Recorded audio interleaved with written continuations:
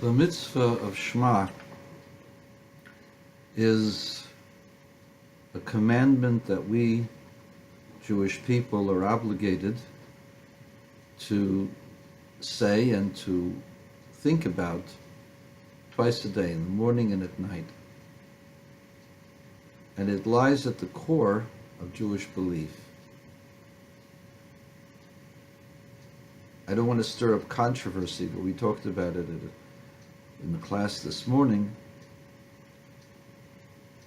We have a Torah that's been transmitted from teacher to student for thousands of years. Nonetheless, over the years, there have been errors that have crept into some of the manuscripts, and therefore there are differences between some of the Torahs that are found in different places in the world. Yemenite Torah, for example, I believe has 4 to 9 letters difference from our Sefer Torah. There have been discoveries of different Sefer Torah with different letters missing or different letters added in the course of time. How do we know that our Torah is the most correct, is the correct one? The answer is that in the 12th century, Rabbi Meir Abulafia bought over 200 Sifrei Torah to his estate and examined each Torah for the distinctions and differences between them, and decided on the rabbinic proposition that majority rules. Whenever you have a discussion, you go by the majority, and so therefore the correct spelling, the correct entrance into the Torah had to be by majority. The vast majority agreed with each other, not all the same, but where there were differences, he went by the majority, and usually it was a vast majority. And that's the Torah that we have today, the Torah that was developed, or was developed, but was taken and culled from different manuscripts, which were essentially the same, but had some differences, maybe up to 200-300 differences in terms of single letters, not differences in interpretation, but differences in letters. We find this even in Rashi's interpretation on the word charon in Parshas Noach, that the way in which the charon is described is not the way it's found in our Sefer Torah. The charon had, Rashi says, as a long nun. The long nun doesn't exist in our Torahs today. The reason is because Rabbi Meir Abulafia went by majority of the Sefer Torah, and in the majority of Sefer Torah, there was no long nun, or big, especially big nun.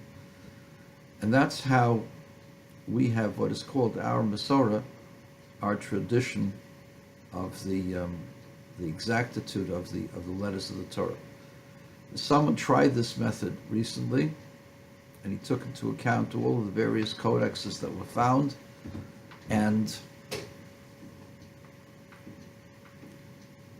he used Rabbi Abulafia's method, and he came up with the Torah of the Yemenites, exactly the same Torah as the Yemenites. So perhaps the Yemenite Torah is the exact Torah, perhaps it's the Ashkenazi, it's only about 4 letters difference out of 304,805 letters. Doesn't change the meanings, but there are some variations, and these variations are very subtle. We don't know how to determine them. We have to go by the traditions of our fathers. That said, in this week's Torah portion, everyone agrees that there's the mitzvah of saying Shema. And the mitzvah of saying Shema was presented to us that we're supposed to do this in the land flowing with milk and honey. In other words, the primary place to say the Shema and to recognize the unity of God is in the land of Israel. Does that mean to imply that there is no mitzvah of saying Shema outside the land of Israel? No. However, there's a Ramban, and it appears that way in Rashi as well, that the way we do the mitzvahs in Chutz La'aretz is not the same as doing them in Israel, and certainly not the same as it is when Israel has the halacha of Kedusha from the Torah. The sanctity of the land of Israel, according to many opinions, will be determined when the majority of Jews will be living in Eretz Yisrael. And that's going to happen sometime within the next 10, 20 years. So this opportunity to fulfill the Torah mitzvahs as God has ordained will begin to be possible in Eretz Yisrael within a few years, at least according to these opinions. What that means is that there's a difference, a qualitative difference between the way we perform the mitzvahs in Eretz Yisrael and the way we perform the mitzvahs in Chutz La'aretz, outside of the land. But one could argue, and many do, and it's all a bunch of mumbo-jumbo. People made this up. We come from nomadic tribes. There is no historical record that proves the existence of Am Yisrael, and there is no historical record that proves the accuracy of the Bible. There have been many works written on this concept of the accuracy of the Bible. I'm not going to bore you with them right now. However, those who've examined the Bible and their discussions of their tales with the countries and with the events that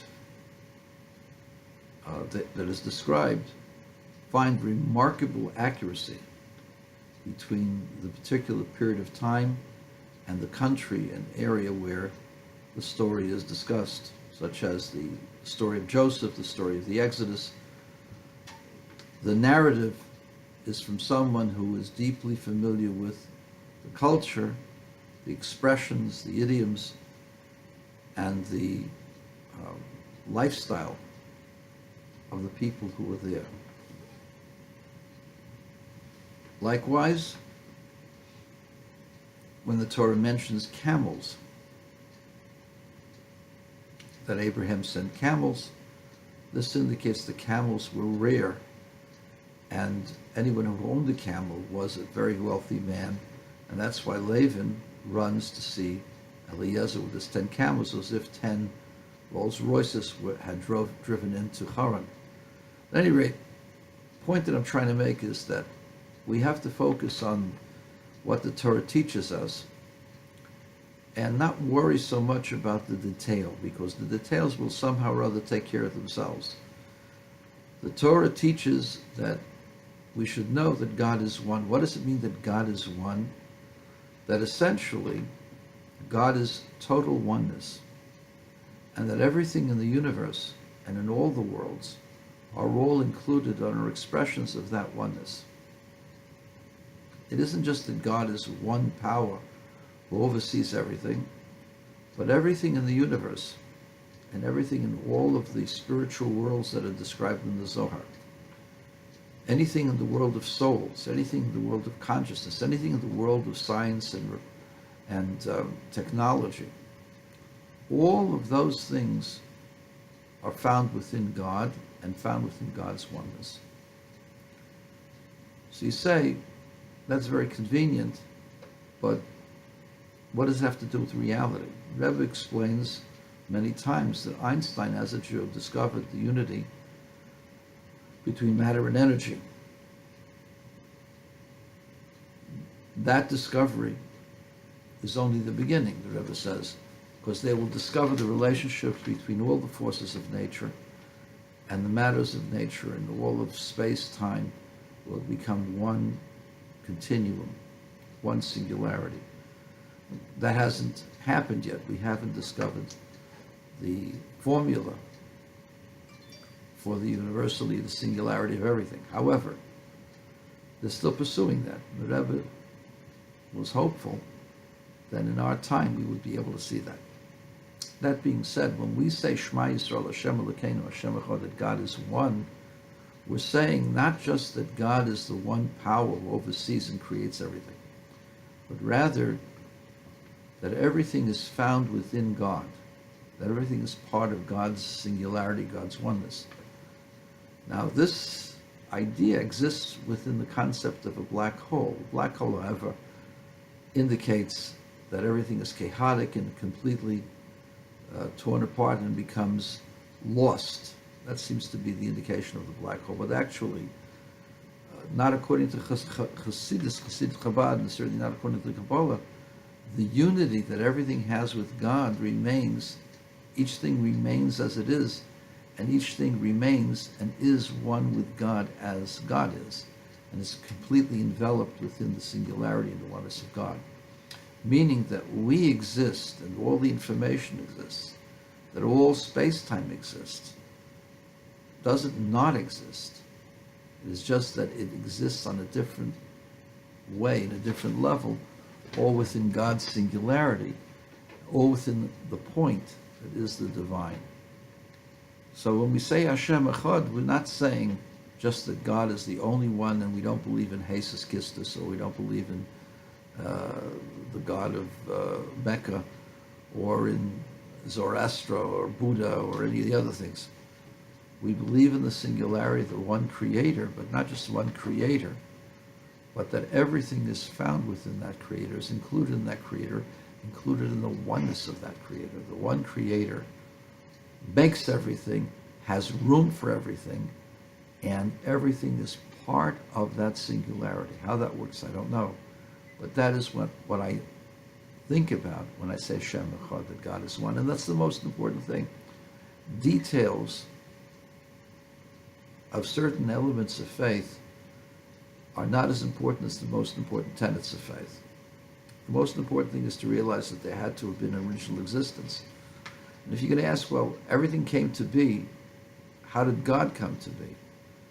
My response to you is very simple. 2 + 2 is 4. Did that exist before the world was created or not? Did the concept exist before the world was created? The answer, of course, is yes. The concept exists. You could have two angels, or you could have two spheres, or two logics,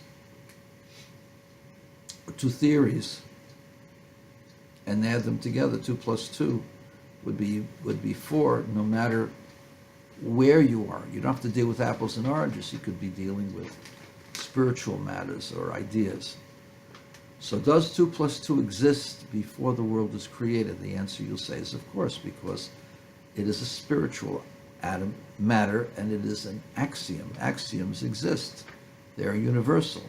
They always were, always will be.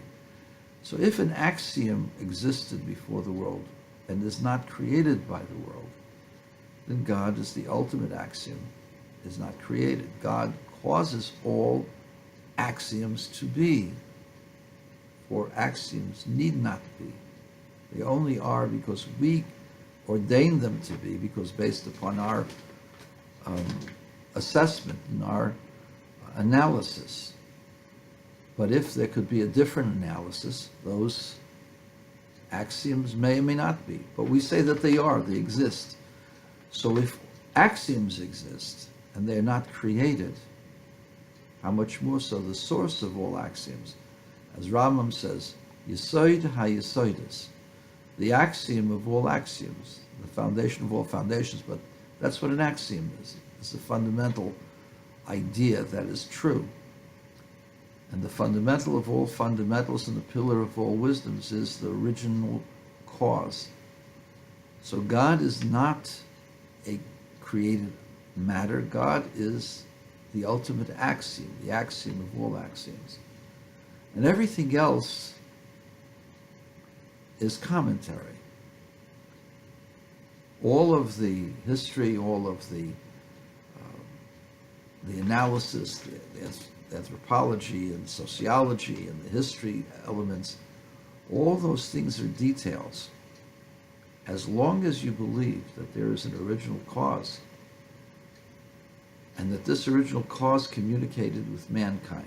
When? Mount Sinai, through Moses. But there's no record of this. Don't have to have a record. As long as you know that there is an original being, and you believe that there was some communication between God and man. This communication is found in the Torah. That's the most important thing. But the details of the Torah you may not understand or know. I may not be able to figure it out with modern-day archaeology. That's irrelevant. The most important thing is the knowledge that there is a creator, one God, who created all. And this was something that was argued about in scientific halls of study from the times of the Greeks. They believed that the world always existed, that God, the prime cause, caused the world, and they existed simultaneously. We, on the other hand, Jews, said that God was always there and the world was created at one point.